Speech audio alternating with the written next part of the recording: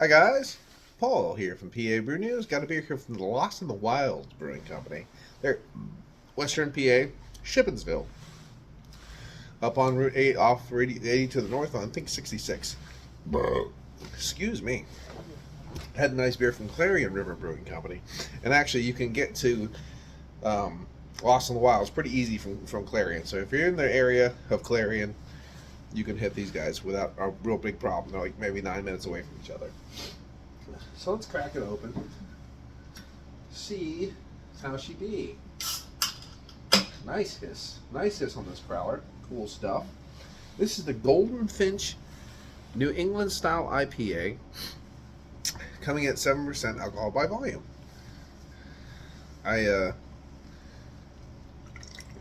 left hand. Oh, can't. It's going to be hard to left hand pour to label out folks with this can, so we're going to have to go straight on.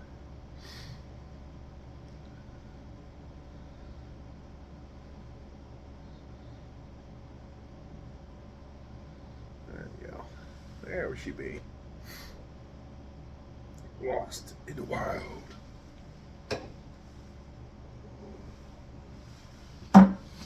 Alright, so that is very turbid and murky for sure. It's like chicken stock.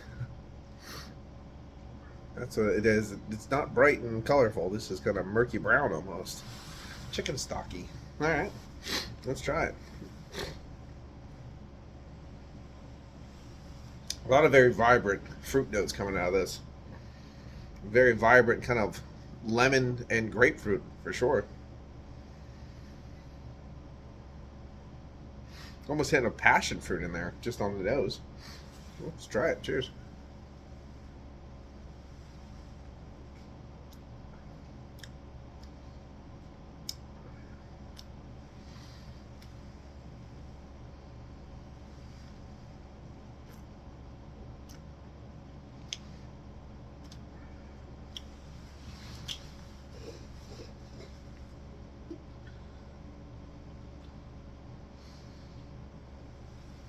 It's crazy. The color's crazy. That color is crazy. All right.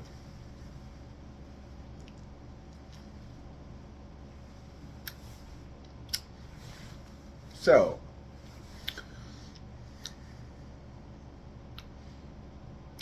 not much going on. There's a lot of haze, bro, and it's kind of muddying everything all up. I'm sure there's a lot of nice, different, nuanced flavors in here of different fruits.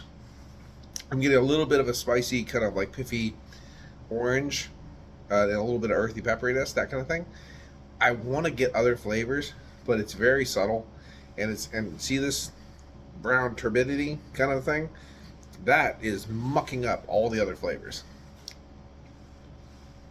I just had this beer here recently from Clarion River, and that's a spicy, earthy bitch. That, I'd hate to say that is muddling up this beer. It shouldn't be.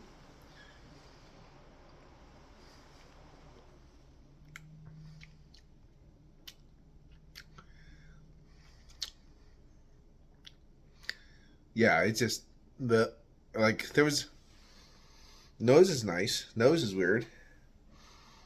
The look is weird, a little weird. Nose is nice. There's like nothing in the taste. It's kind of crazy. Everything's just covered up by turbidity. And here's the thing. Now that we're here anyway, Goldfinch. If this had a bright gold, beautiful color to it, I'd be even a little bit happier. New England style IPAs. Excuse me. New England style IPAs are bright. They are pillowy in the body. They are super juicy and fruity in the taste and in the aroma. There is no bitterness at all, and there's a lactose sweetness because lactose is added. How many New England style IPAs have you actually had that fit that character specifically? I bet you a lot fucking less than more. Okay? Because people are using a title. They're using a title that they don't deserve. And a misappropriation of terminology is a big part of getting a bad review. Because There's so many breweries out there and beers out there that are good beers, but they are classified under a title they do not deserve, which makes them not to style. You know what I mean? And it kind of like, okay, man, as a porter, this thing would be fucking rock solid. But because they're calling it this, it's actually kind of shit. These NEIPA, these 5 little letters, have fucked up so many goddamn good beers. Because I've had a lot of very nice double IPAs, very nice IPAs. But because they put those 4 letters on there, they're actually quite shit compared to what they're supposed to be. Okay? So that's my rant. This is actually kind of quite... Sorry. Sealed nice. Everything's good. Only got it a little bit ago. So it's not old. Anything like that. It's this muddy mess. This mud puddle. That's what you get when you drink beer out of a mud puddle. You get nothing. So, I have another beer from them. I will review that tonight. And that is also in a mud puddle. It's called Muddy Trail. So, there you go. I already expect mud. But, all jokes aside, unfortunately, I did not like this beer. I'm going to give this one a 5 out of 10. It's just here or there. It's not offensive, but it's really nothing. If you know what I mean. Like, because there's just the murkiness and stuff. It's not showcasing what it should be. But I hope people do understand and realize the importance of my NEIPA rant, because it has value, because you have to label the beer correctly to what you're trying to brew. If I'm brewing a Baltic porter and I try to brew it to a black ale or black lager, well, man, I'm going to make a fucking dead solid black lager that would be 10 out of 10 goodness. Well, maybe not 10 out of 10, but you know what I'm saying. But it's going to be a shit fucking Baltic porter, because I'm not going to have the dark fruits. I'm not going to have that nice coffee, like almost a bit of chocolate character, all those different things. I'm not going to have that. And that's that razor's edge we follow. And that's why it's more important to step back and be honest with yourself. You brew it. You taste it. You know it. Okay?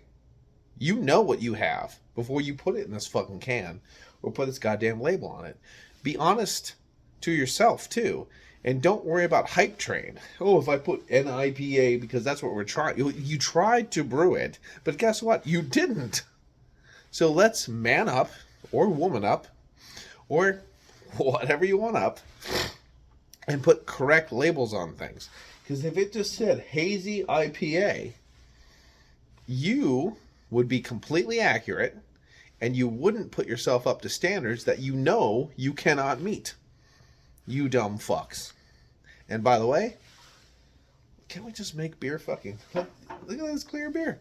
This clear beer from Clarion River Brewing Company is fucking great. Make clear beer. Anyway, this has been Paul's PABrewNews. Cheers. Bye-bye. Watch that finger.